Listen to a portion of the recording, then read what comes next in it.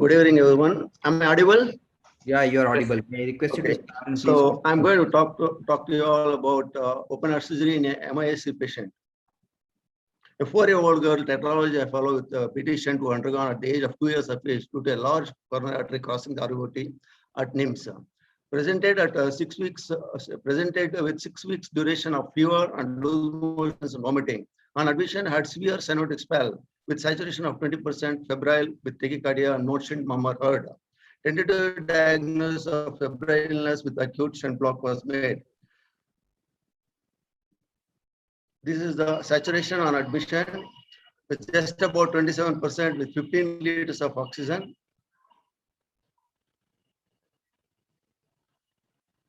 Yeah, that's a bit. And the chest X-ray showed oligemia and ECG suggestive of tetralogy fellow. And echo on admission showed biventricular dysfunction. And this was a diagnosed tetralogy fellow with good sized pulmonary arteries with ventricular dysfunction of less than 60% EF, and the BT shunt could not be visualized. So the diagnostic dilemma was is it really a shunt block or any other febrile illness or is it a brain abscess? So we started with HFNC, and apparent bolus was instituted, apparent maintenance was started, and oxygen started saturation improved to 60%. So the differential diagnosis was investigated for a negative for dengue fever, malaria, and brain abscess was ruled out with CT scan brain. So on clinical examination, there was conjunctival ingestion and maculopapular rash on the body. Initial investigation showed CRP high and high D-dimer, COVID antibody positive, and platelet 65,000. So in view of that, diagnosis of MISC was made and IVIG was started and heparin continued under with platelet coverage. Fever subsided very next day itself. The platelet count improved to 2.8, ventricular function normalized, and the SpO2 improved to 60%. These are the investigations on admission with WBC count of 10,000, platelet 65,000, CRP 210, and ESR 85, and D-dimer 2.5, ferritin at 84, and pro-BNP was 2,250 with COVID positive 2.95. This was on admission. This is the post-IVG. Actually, the WBC shunt count came down with improvement in platelet count, and CRP dropped down to 19, and ferritin dropped down to 16. This was the echo post IVIG. You can see the improved ventricular function. That's and this is another echo which shows the subaortic VSD size of tetralogy fellow. So the dilemma was, is the cyanotic spell and the ventricular function, is it because of shunt block or is it MISC?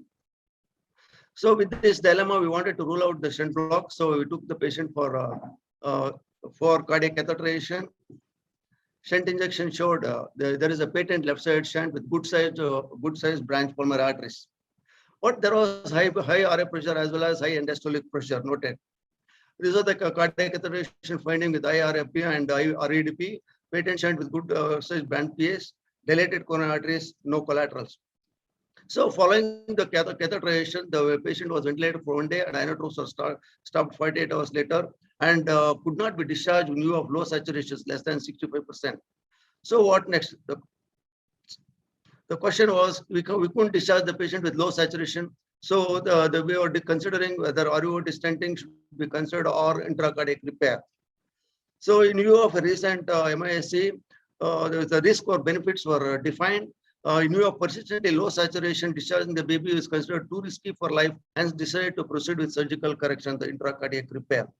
So the effects of cardiopulmonary bypass were discussed in detail. A systemic inflammatory response is being the combination following CPB, which could actually amplify in view of MISC. And CPB could also cause transient immunosuppression and even transient hypothyroidism. So the dilemma here again is how MISC could behave following cardiopulmonary bypass.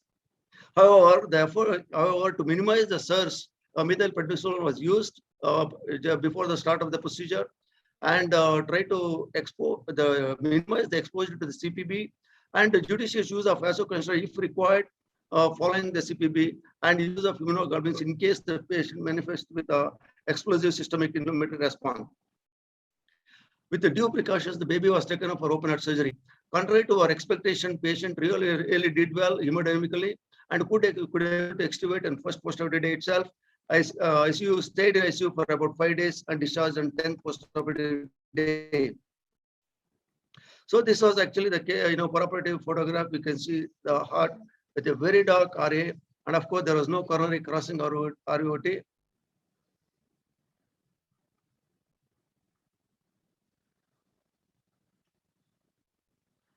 So to conclude, the spell in a cyanotic patient who had actually mistaken for a stent block, but with increased oxygen demand coupled with the decreased pulmonary flow in a patient with MISC, actually led to a spell-like state.